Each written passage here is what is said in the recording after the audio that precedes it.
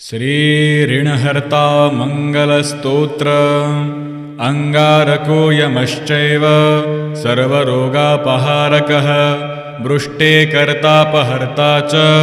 सर्वकामफलप्रदः एतानि कुजनामानि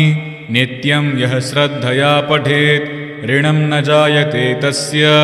धनं शीघ्रमवाप्नुयात् धरणीगर्भसम्भूतं विद्युत्कान्तिसमप्रभं कुमारं शक्तिहस्तं च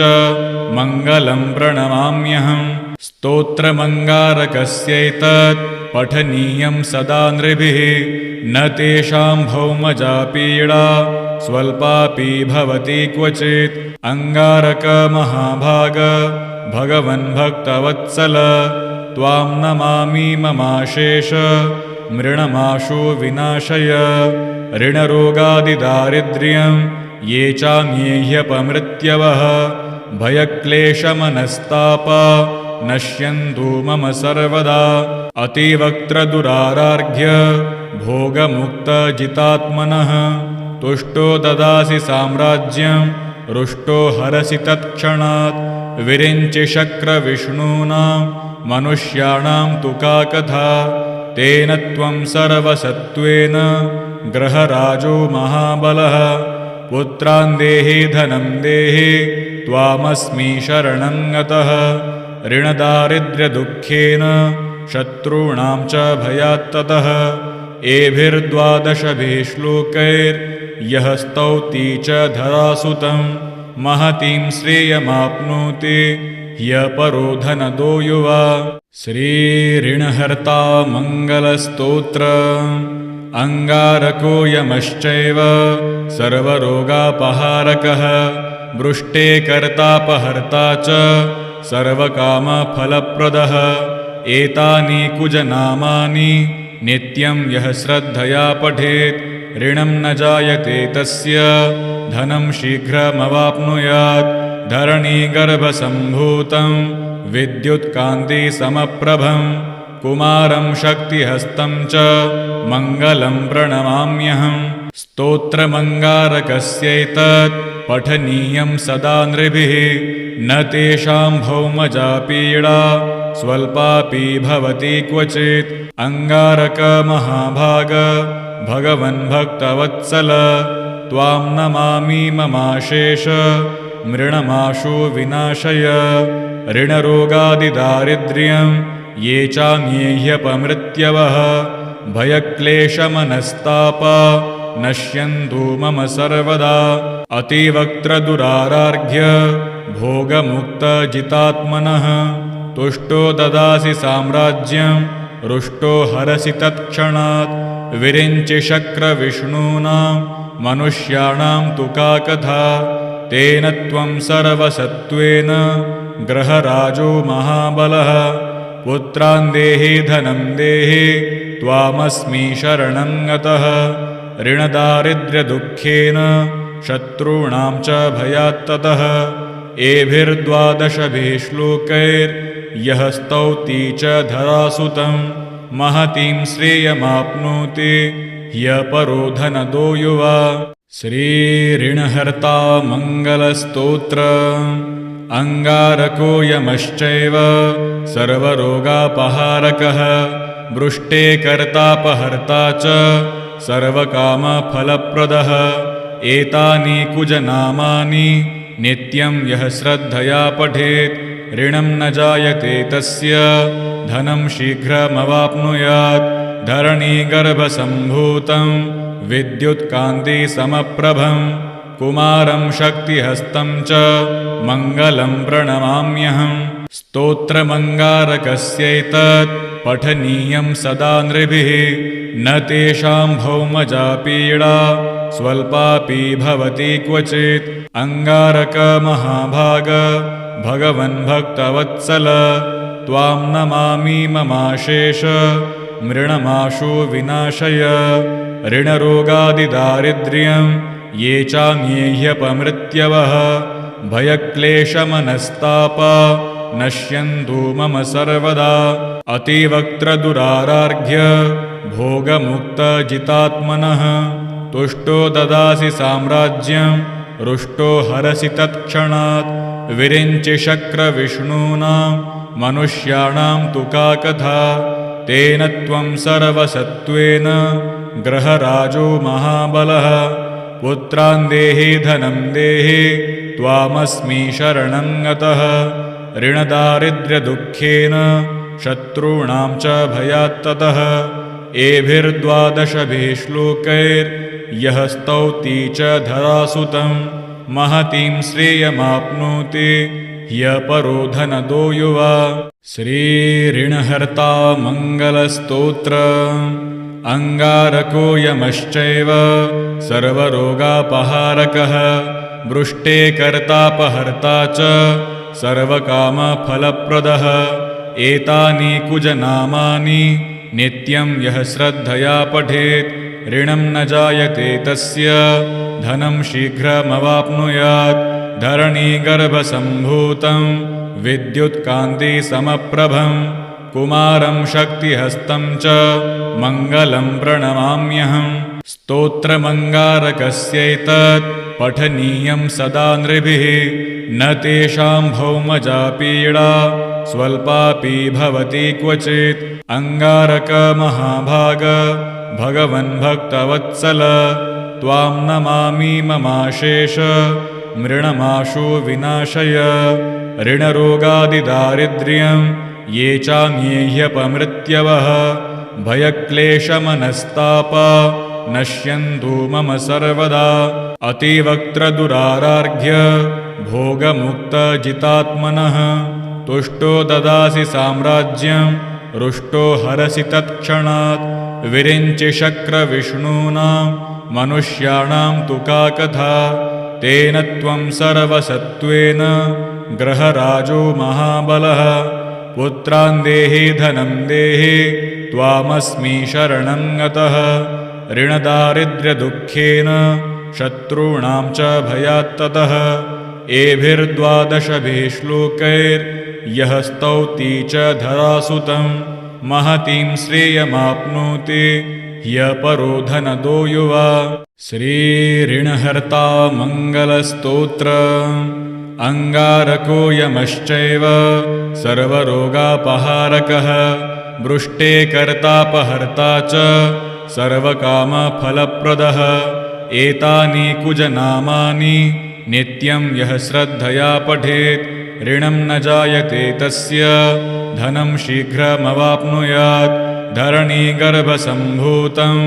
विद्युत्कान्तिसमप्रभं कुमारं शक्तिहस्तं च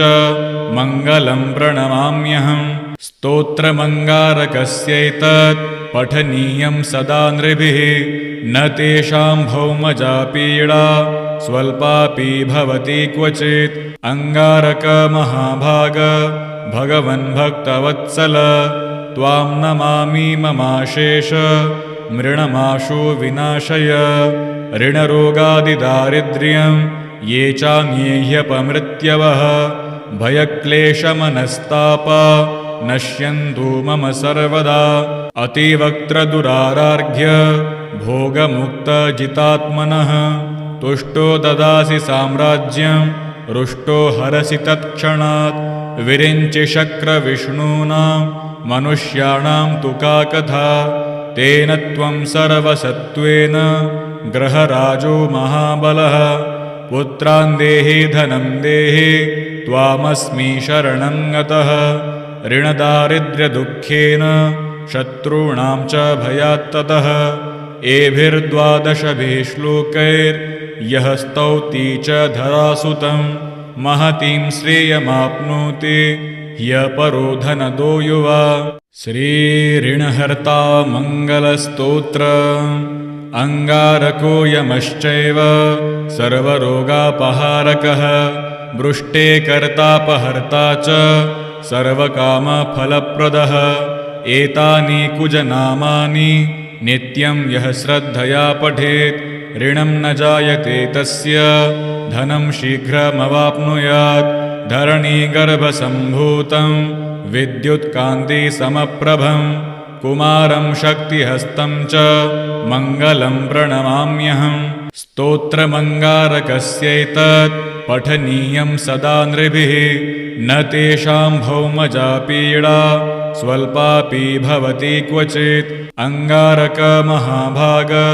भगवन् भक्तवत्सल त्वां नमामि ममाशेष मृणमाशु विनाशय। ऋणरोगादिदारिद्र्यं ये चान्येह्यपमृत्यवः भयक्लेशमनस्तापा नश्यन्तु मम सर्वदा। अतिवक्त्रदुरारार्घ्य भोगमुक्तजितात्मनः तुष्टो ददासि साम्राज्यं रुष्टो हरसि तत्क्षणात्। विरिञ्चि शक्रविष्णूनां मनुष्याणां तु का कथा तेन त्वं सर्वसत्त्वेन ग्रहराजो महाबलः। पुत्रान् देहि धनं देहि त्वामस्मि शरणं गतः। ऋणदारिद्र्यदुःखेन शत्रूणां च भयात्ततः। एभिर्द्वादशभिः श्लोकैर्यः स्तौति च धरासुतं महतीं श्रेयमाप्नोति ह्यपरो धनदो युवा। श्रीऋणहर्ता मङ्गलस्तोत्र। अङ्गारको यमश्चैव सर्वरोगापहारकः वृष्टे कर्तापहर्ता च सर्वकामफलप्रदः। एतानि कुजनामानि नित्यं यः श्रद्धया पठेत् ऋणं न जायते तस्य धनं शीघ्रमवाप्नुयात्। धरणीगर्भसम्भूतं विद्युत्कान्तिसमप्रभं कुमारं शक्तिहस्तं च मङ्गलं प्रणमाम्यहम्। स्तोत्रमङ्गारकस्यैतत् पठनीयं सदा नृभिः न तेषां भौमजा पीडा स्वल्पापि भवति क्वचित्। अङ्गारक महाभाग भगवन् भक्तवत्सल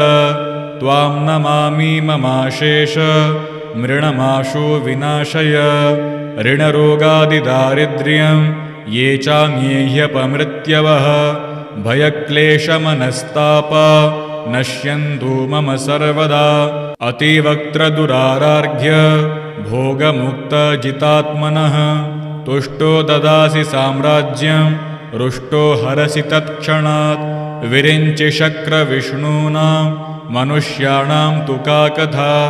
तेन त्वं सर्वसत्त्वेन ग्रहराजो महाबलः। पुत्रान् देहि धनं देहि त्वामस्मि शरणं गतः। ऋणदारिद्र्यदुःखेन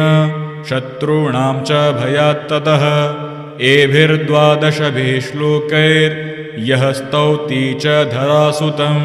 महतीं श्रेयमाप्नोति ह्यपरो धनदो युवा। श्रीऋणहर्ता मङ्गलस्तोत्र। अङ्गारको यमश्चैव सर्वरोगापहारकः वृष्टे कर्तापहर्ता च सर्वकामफलप्रदः। एतानि कुजनामानि नित्यं यः श्रद्धया पठेत् ऋणं न जायते तस्य धनं शीघ्रमवाप्नुयात्। धरणीगर्भसम्भूतं विद्युत्कान्तिसमप्रभं कुमारं शक्तिहस्तं च मङ्गलं प्रणमाम्यहम्। स्तोत्रमङ्गारकस्यैतत् पठनीयं सदा नृभिः न तेषां भौमजा पीडा स्वल्पापि भवति क्वचित्। अङ्गारक महाभाग भगवन् भक्तवत्सल त्वां नमामि ममाशेष मृणमाशु विनाशय। ऋणरोगादिदारिद्र्यं ये चान्येह्यपमृत्यवः भयक्लेशमनस्तापा नश्यन्तु मम सर्वदा। अतिवक्त्रदुरारार्घ्य भोगमुक्तजितात्मनः तुष्टो ददासि साम्राज्यं रुष्टो हरसि तत्क्षणात्। विरिञ्चि शक्रविष्णूनां मनुष्याणां तु का कथा तेन त्वं सर्वसत्त्वेन ग्रहराजो महाबलः। पुत्रान् देहि धनं देहि त्वामस्मि शरणं गतः। ऋणदारिद्र्यदुःखेन शत्रूणां च भयात्ततः। एभिर्द्वादशभिः श्लोकैर्यः स्तौति च धरासुतं महतीं श्रेयमाप्नोति ह्यपरो धनदो युवा। श्रीऋणहर्ता मङ्गलस्तोत्र अंगारको यमश्चैव सर्वरोगापहारकः वृष्टे कर्तापहर्ता च सर्वकामफलप्रदः एतानि कुजनामानि नित्यं यः श्रद्धया पठेत् ऋणं न जायते तस्य धनं शीघ्रमवाप्नुयात् धरणीगर्भसम्भूतं विद्युत्कान्तिसमप्रभं कुमारं शक्तिहस्तं च मङ्गलं प्रणमाम्यहम् स्तोत्रमङ्गारकस्यैतत् पठनीयं सदा नृभिः न तेषां भौमजा पीडा स्वल्पापि भवति क्वचित् अंगारकमहाभाग भगवन्भक्तवत्सल त्वां नमामि ममाशेष मृणमाशु विनाशय ऋणरोगादिदारिद्र्यं ये चान्येह्यपमृत्यवः भयक्लेशमनस्तापा नश्यन्तु मम सर्वदा अतिवक्त्रदुरारार्घ्य भोगमुक्तजितात्मनः तुष्टो ददासि साम्राज्यं रुष्टो हरसि तत्क्षणात् विरिञ्चि शक्रविष्णूनां मनुष्याणां तु का कथा तेन त्वं सर्वसत्त्वेन ग्रहराजो महाबलः पुत्रान् देहि धनं देहि त्वामस्मि शरणं गतः ऋणदारिद्र्यदुःखेन शत्रूणां च भयात्ततः एभिर्द्वादशभिः श्लोकैर्यः स्तौति च धरासुतं महतीं श्रेयमाप्नोति ह्यपरो धनदो युवा श्रीऋणहर्ता मङ्गलस्तोत्र अंगारको यमश्चैव सर्वरोगापहारकः वृष्टे कर्तापहर्ता च सर्वकामफलप्रदः एतानि कुजनामानि नित्यं यः श्रद्धया पठेत् ऋणं न जायते तस्य धनं शीघ्रमवाप्नुयात् धरणीगर्भसम्भूतं विद्युत्कान्तिसमप्रभं कुमारं शक्तिहस्तं च मङ्गलं प्रणमाम्यहम् स्तोत्रमङ्गारकस्यैतत् पठनीयं सदा नृभिः न तेषां भौमजा पीडा स्वल्पापि भवति क्वचित् अंगारकमहाभाग भगवन्भक्तवत्सल त्वां नमामि ममाशेष मृणमाशु विनाशय ऋणरोगादिदारिद्र्यं ये चान्येह्यपमृत्यवः भयक्लेशमनस्तापा नश्यन्तु मम सर्वदा अतिवक्त्रदुरारार्घ्य भोगमुक्तजितात्मनः तुष्टो ददासि साम्राज्यं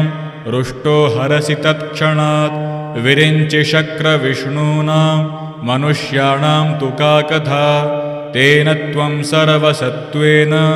ग्रहराजो महाबलः पुत्रान् देहि धनं देहि त्वामस्मि शरणं गतः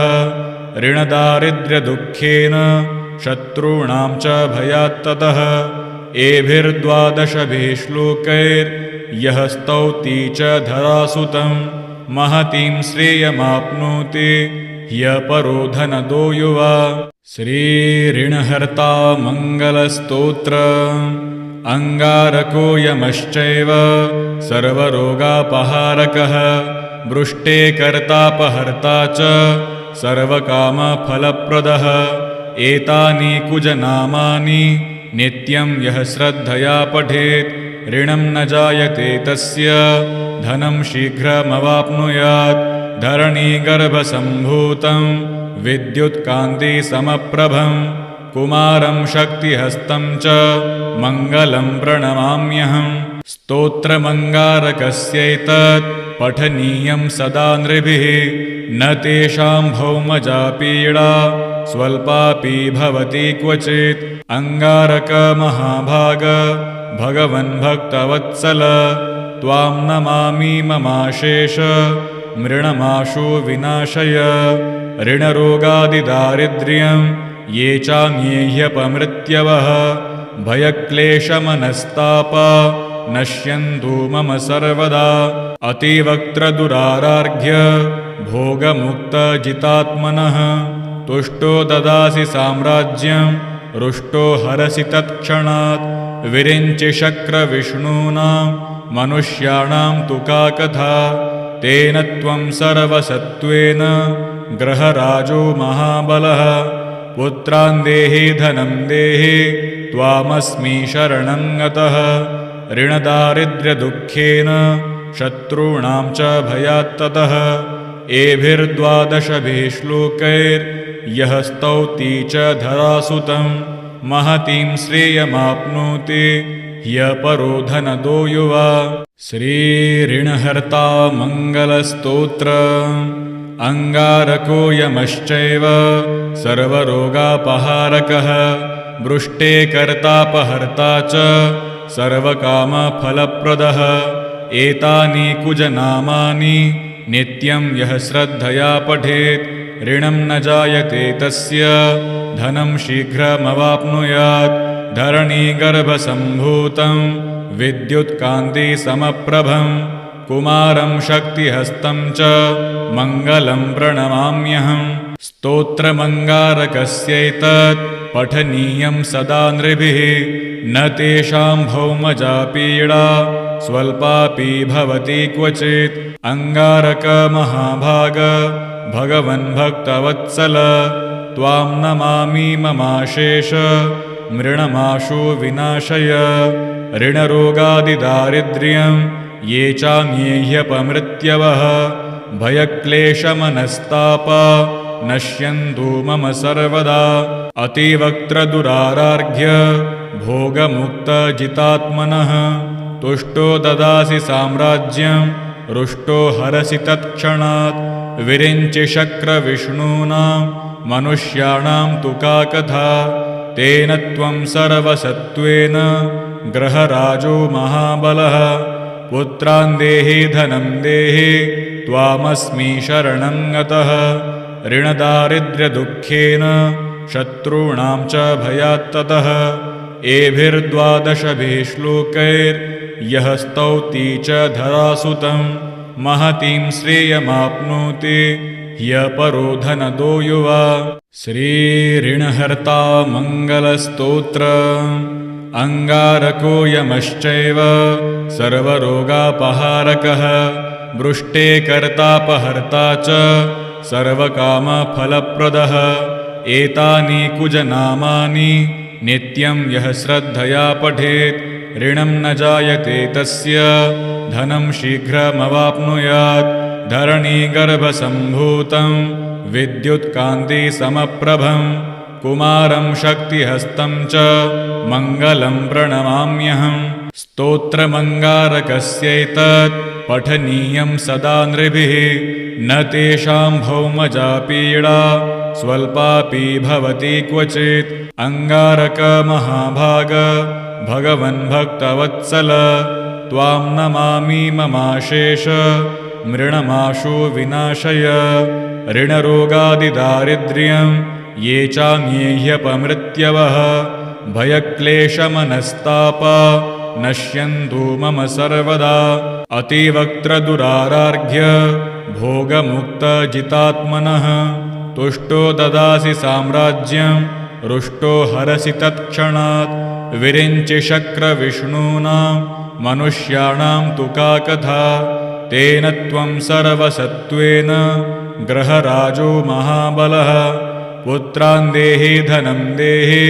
त्वामस्मि शरणं गतः ऋणदारिद्र्यदुःखेन शत्रूणां च भयात्ततः एभिर्द्वादशभिः श्लोकैर्यः स्तौति च धरासुतं महतीं श्रेयमाप्नोति ह्यपरो धनदो युवा। श्रीऋणहर्ता मङ्गलस्तोत्र अंगारको यमश्चैव सर्वरोगापहारकः वृष्टे कर्तापहर्ता च सर्वकामफलप्रदः एतानि कुजनामानि नित्यं यः श्रद्धया पठेत् ऋणं न जायते तस्य धनं शीघ्रमवाप्नुयात् धरणीगर्भसम्भूतं विद्युत्कान्तिसमप्रभं कुमारं शक्तिहस्तं च मङ्गलं प्रणमाम्यहं स्तोत्रमङ्गारकस्यैतत् पठनीयं सदा नृभिः न तेषां भौमजा पीडा स्वल्पापि भवति क्वचित् अङ्गारकमहाभाग भगवन् भक्तवत्सल त्वां नमामि ममाशेष मृणमाशु विनाशय ऋणरोगादिदारिद्र्यं ये चान्येह्यपमृत्यवः भयक्लेशमनस्तापा नश्यन्तु मम सर्वदा अतिवक्त्रदुरारार्घ्य भोगमुक्तजितात्मनः तुष्टो ददासि साम्राज्यं रुष्टो हरसि तत्क्षणात् विरिञ्चि शक्रविष्णूनां मनुष्याणां तु का कथा तेन त्वं सर्वसत्त्वेन ग्रहराजो महाबलः पुत्रान् देहि धनं देहि त्वामस्मि शरणं गतः ऋणदारिद्र्यदुःखेन शत्रूणां च भयात्ततः एभिर्द्वादशभिः श्लोकैर्यः स्तौति च धरासुतं महतीं श्रेयमाप्नोति ह्यपरो धनदो युवा।